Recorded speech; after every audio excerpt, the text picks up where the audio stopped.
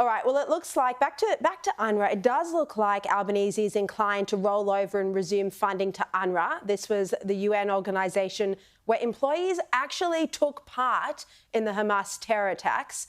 At this stage, Penny Wong's office hasn't confirmed that the funding will resume, but sources are telling other media outlets that there are moves behind the scenes to follow the lead of Canada and Sweden that have reinstated the funding.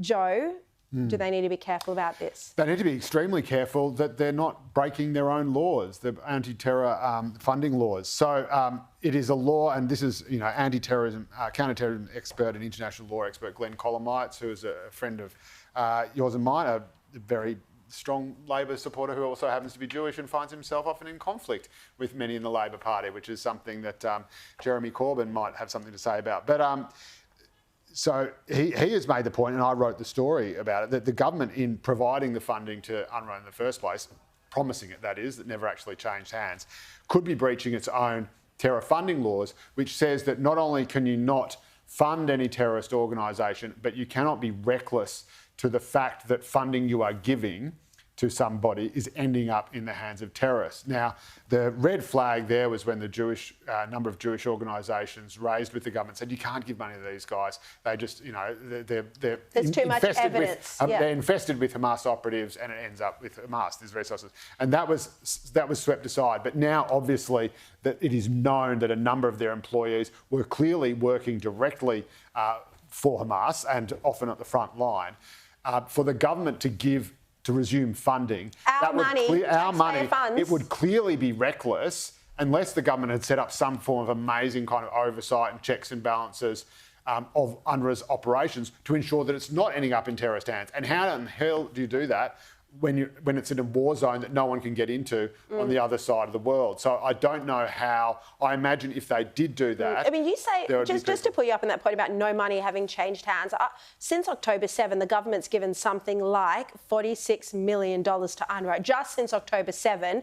Going back to 2010, it's been $200 million that Australia has given to UNRWA. So I'm sure some of that $46 million my understanding has is that I think it was the $20 million that was announced...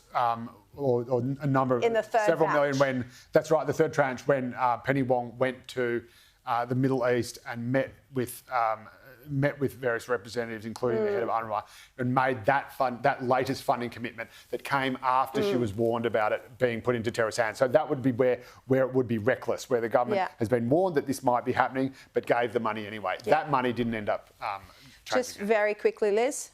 Well, how does this organisation even still exist at the moment? We know that the IDF has said they even found one of Hamas's tunnels underneath the UNRWA headquarters in Gaza. How much more proof do we need besides the hundreds of UNRWA employees that were found to be complicit or directly involved with the massacres on October 7? Where does the UN get off still pretending like this is a legitimate organisation that countries should still be funneling? Is the UN even saying that, or is this just Albanese and Penny Wong? No, well, the UN does have the power to shut it down, obviously, because it is an arm of the UN. However, our guys still talking like this is a perfectly legitimate organisation that should have funding reinstated. Given what we know now, I'm sorry, at the time this came to light, we all scratched our heads and were like, do you mean to tell me that you were completely unaware of UNRWA's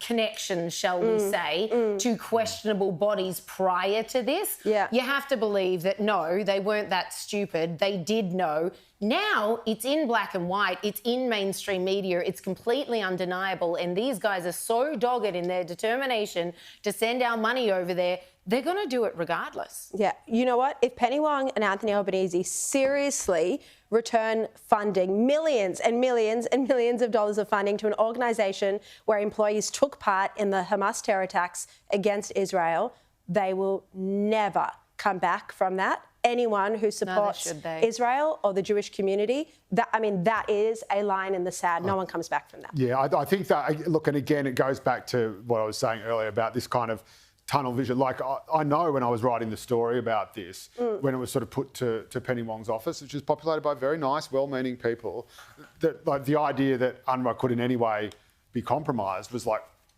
what are you talking about? It's, you know, like, and again, and this doesn't come from a place of hatred. This comes from them wanting to do good things, and UNRWA really being the only agency that can actually deliver large-scale relief. So if you want to give any aid to Gaza, the Red Cross. The Red Cross is there, but it doesn't have the sheer breadth and scope that UNRWA does. No, they can't reach into the tunnels. And then, of course, that's right. And then, of course, as soon as that's compromised, and again, there's videos circulating on social media of old lady, I don't know if it's verified or not, talking about just this, the aid that comes in, as a lot of people have been saying, and this seems to be someone on the ground verifying it, that as the aid comes in, it is just taken down into the tunnels. Hamas does just use it for itself. And in a way, that's what any government or authority at war that saw itself as at war would do. So it'd be almost weird. Other governments would be looking after their citizens, and this is why Palestinians would be better off without Hamas, because their conditions have been appalling. Yeah, 1,000%.